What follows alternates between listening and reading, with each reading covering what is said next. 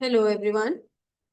In continuation of the previous lecture of cost of capital, where I have explained the concept of cost of capital and its significance and the different kind of cost associated with the financial management, and apart from this issues arise in calculating or in determination of cost of capital. Now I will explain the concept of, now I'll explain the method of calculating the cost of debenture. This is the first instrument or the source where I am going to explain you the cost of debenture. There are two types of debentures, perpetual debentures, and it is also known as irredeemable debentures.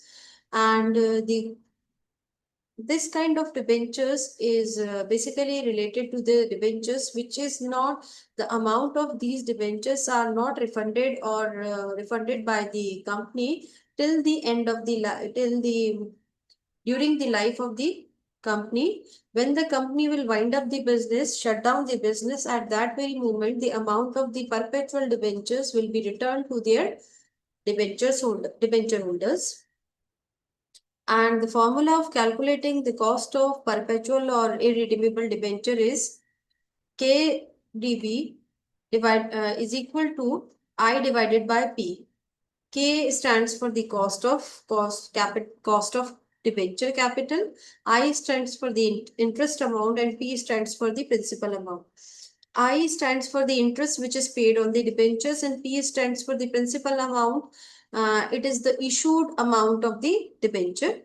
Here you can see the example: a company issues rupees 1 lakh rupees 10% debenture, and here the principal amount is 1 lakh and 10% is interest amount on the debenture.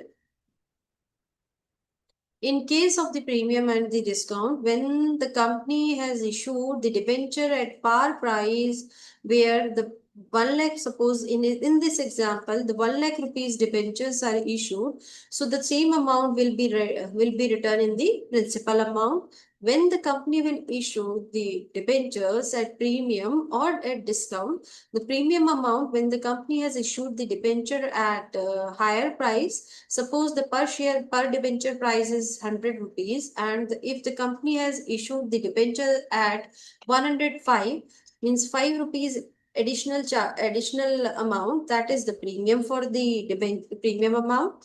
And when the company has issued the 100 rupees debentures in 90 rupees, so that is the discounted price. 90 rupees is the discounted price and 105 rupees is the premium price. So for this situation, company has to calculate the cost of debenture capital with the different formula, and it is slightly changed.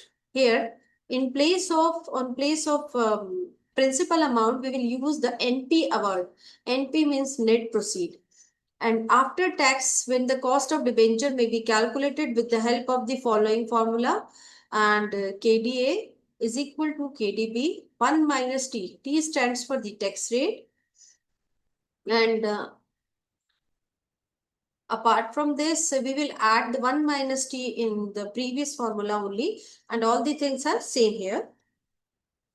Now, the cost of redeemable debentures. Before starting the calculation part of the cost of redeemable debenture, I'll let you know the concept of redeemable debenture. Redeemable debenture is that kind of debentures, means when after a specific tenure, company will return the amount to the debenture holder, and the debt is issued to be redeemed after a certain period during the life of a firm, and such debt is known as the redeemable debenture. Before tax, here the formula is changed. If before tax, the cost of the redeemable debenture is calculated with the help of this formula. K stands for again cost, I stands for interest, 1 minus N. N here is the number of year. RV stands for the redeemable value. NP stands for the net proceeds, at which price the debenture is issued. Here is the formula of the cost of the redeemable debenture. Now, after tax, the cost of redeemable debenture, again the formula will be same, and we will add 1 minus T in the multiplied by the interest rate. Now, the cost of zero coupon bond. Sometimes company issues bonds or debentures at a discounted from their maturity value and having zero interest rates. No interest is payable such debentures before their redemption. At the time of the redemption or the maturity of the bond is to be paid to the investors. The cost of such debentures can be calculated by finding the present value of the cash flow as cash flow with the help of this. First, we will prepare the cash flow table using an arbitrary assumed discount rate at discount cash flow to the present value. Second, find out the net present value by deducting the present value, increase the discounted rate, further value of the inflow. If the net present value is positive, apply higher rate of discount. If the higher rate discount is still gives a positive net present value, increases the discounted rate further until the NPV becomes negative. If the NPV is negative at the higher rate, the cost of debentures must be below these two rates. So this is the whole method of calculating the cost of debentures or the cost of bonds, zero coupon bonds. Now the cost of preference capital. Preference capital is the capital which is issued. It's a kind of a share. And here the preference is given in terms of the principal amount returned, returning to the principal, returning of the principal amount, returning, paying the dividend. And these kind of share capital have the preference in receiving the dividend. They'll receive the dividend before the equity shares. They will receive the principal amount before the equity shares, but they don't have the right, voting right. And these kind of preference shares are basically don't have the voting right, even cannot attend the, cannot take the part in the decision of the company, but their dividend is fixed. The cost of preference is capital of the function expected of dividend expected by its investors. A fixed rate of dividend is payable on the preference share, as I told you.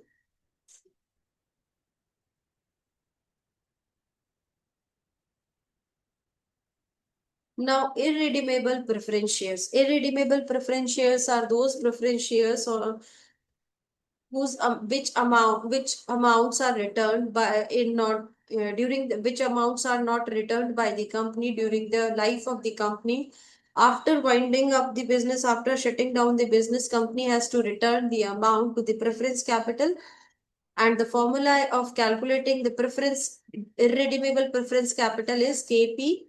KP stands for the cost of preference, D stands for the dividend, and P stands for the again the principal amount when it is issued as par value, and as premium and discount it is again D divided by NP. NP stands for the net present and D stands for the dividend, and KP stands for the cost of preference capital.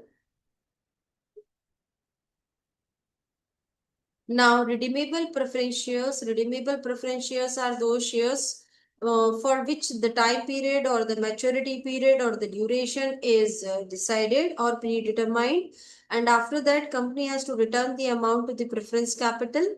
And here is the importance of the maturity value or the maturity time period, where the principal amount is returned by the company to their preference shareholder. Annual dividend is paid by the company to their preference shareholder, and the formula is here.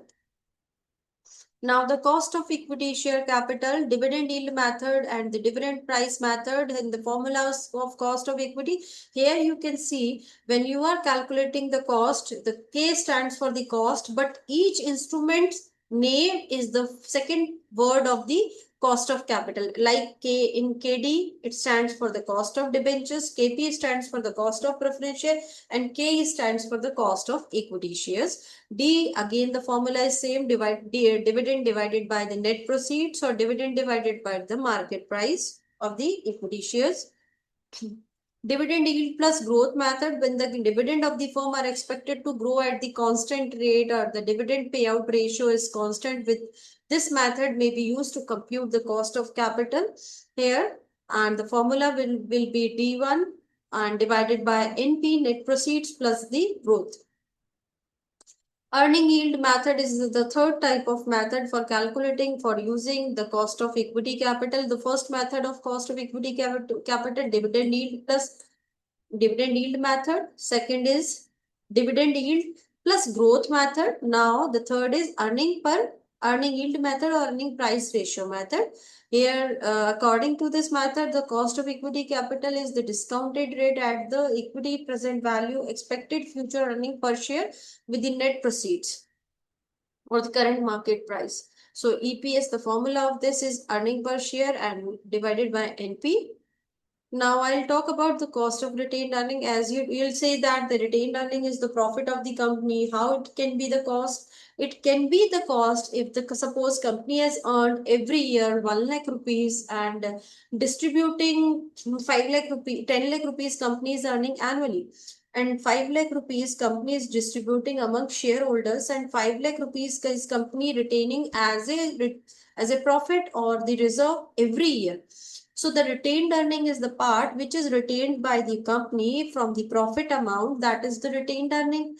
And how it can be cost if that amount is not invested by the company somewhere else to get the return. So whatever the amount company is sacrificing and that is having, suppose company can invest that 5 lakh rupees which is retained by the company to in bank or in FDs or in traditional instrument or in anywhere in modern instrument. If company will invest some, suppose on an average company will get the 5% 6% interest on that. If that interest is sacrificing by the company, so that is having the opportunity cost. Retained earning, that retained earning amount is having opportunity cost for the company. So the retained earning can be, the cost of the retained earning can be computed with the help of this formula. Now, the weighted average cost of capital.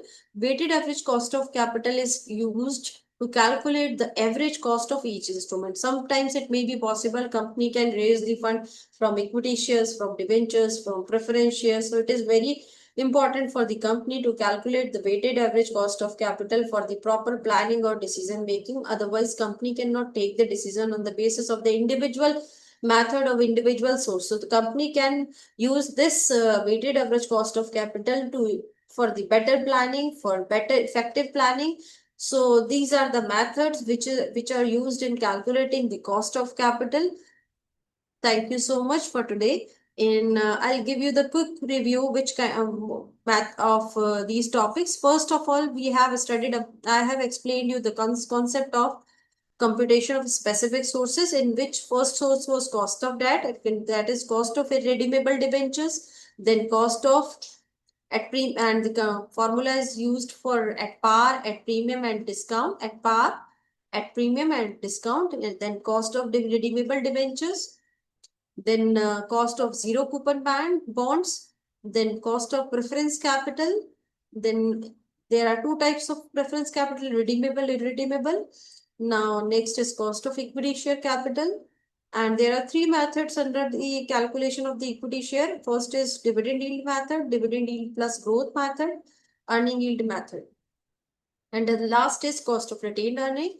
And the weighted average is the computation of overall cost of the uh, company, overall cost of the that particular capital structure.